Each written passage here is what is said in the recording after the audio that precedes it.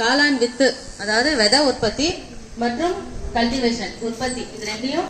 அதுக்கப்புறம் shed construction, குடில் அமைச்சும் தரும். இது பாத்தீங்கன்னா மேல இது வளர்ந்துருக்குல்ல, இதுதான் பாத்தீங்கன்னா அந்த காளான். இது ஏடு மாதிரி வருது பாத்தீங்களா, இதுதான் பாத்தீங்கன்னா காளான்.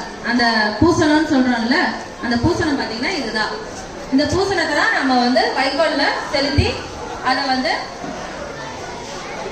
உற்பத்திக்கு தயார் பண்ண போறோம்.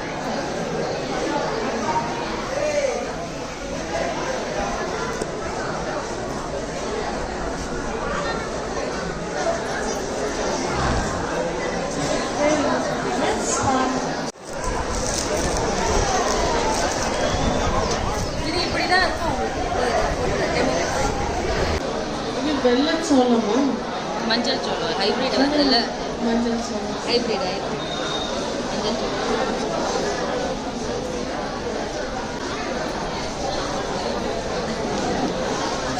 பஞ்ச அளவிக்கணும். அதுக்கப்புறம் நம்ம இருக்கிற இடம் சுத்தமா இருக்கணும்.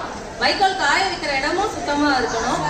அதுக்கப்புறம் நார்மலா சோப் போட்டு கை கழுவிக்கோங்க, சரிங்களா? சாப்பிட்றதுக்கு முன்னாடி நம்ம என்ன நம்மளை சுத்தம் பண்ணிப்போமோ அந்த சுத்தம் இதுக்கு வேணும், சரிங்களா? அதுக்கப்புறம் இந்த கவரை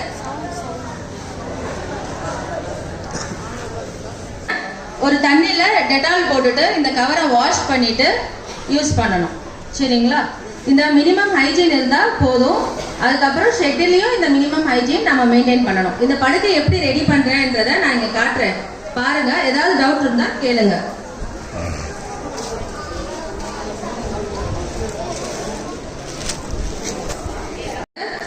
கீழே ஒரு ரப்பர் பேண்ட் போடணும்.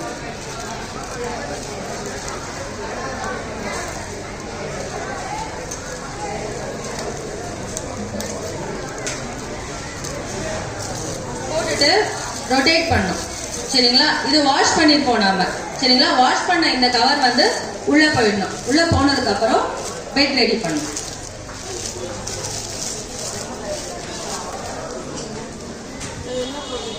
விதை, இதுதான் விதை. கீழே ஒரு 4 விதை போட்டுட்டு வைக்கோல்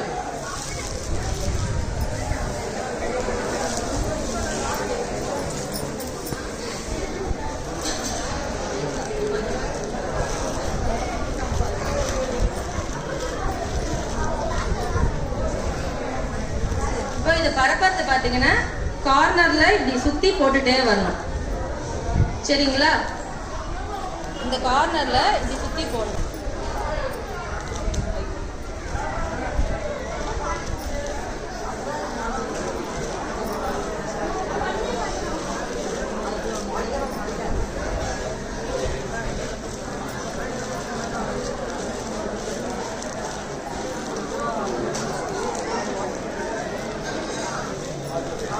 தெரியுதுங்களா?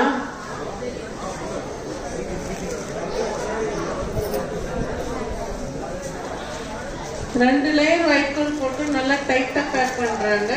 அப்புறம் அந்த ஸ்போஸ் ஓரத்துல தூவி விடுறாங்க.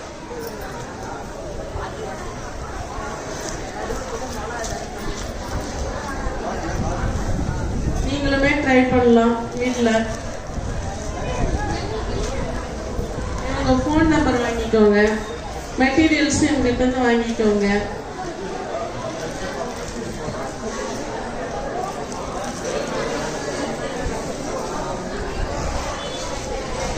ஸ்டூடெண்ட்ஸ், நீங்க இன்ட்ரெஸ்டடா இருக்கீங்களா? கிளாஸ் விட்டு நம்ம வெளியே வந்துட்டோம், ஜாலி, அப்படிதானே?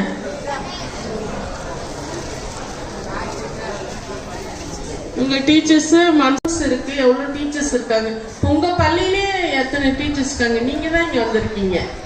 அப்ப you are the experts sir. உங்களுக்கு அந்த வாய்ப்பு. இந்த ஊசியும் நம்ம ஸ்டெரிலைஸ் பண்ணி தான் யூஸ் பண்ணணும், சரிங்களா? இந்த ஊசியில நீங்க அப்படியே போட்டீங்கன்னா இது மூலமா ஏதாவது இன்ஃபெக்ஷன் வர வாய்ப்புகள் இருக்கு. அதனால நம்ம யூஸ் பண்ற எல்லா பொருளையும் ஸ்டெரிலைஸ் பண்ணிட்டு யூஸ் பண்ணணும். இப்போ இது பெட் ரெடி ஆயிடுச்சு. ரெடி ஆனதுக்கு அப்புறம் பக்கத்துல நார்மல் வாட்டர்ல இதை வாஷ் பண்ணீங்கல்ல, டெட்டால் தண்ணியில கழுவினோம் இல்லையா, அதே மாதிரி இந்த ஊசியும் அந்த தண்ணியில போட்டுட்டு யூஸ் பண்ணுங்க.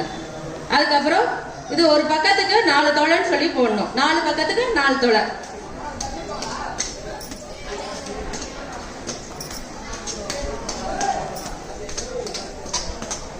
அவ்வளவுதான். இதோ ப்ராசஸ் முடிஞ்சிருச்சு. இது முடிச்சதும் பெட் முடிச்சதுக்கு அப்புறமே ஹோல்ஸ் போட்டுடணும், இல்லைன்னா பெட் டெட் ஆயிடும்.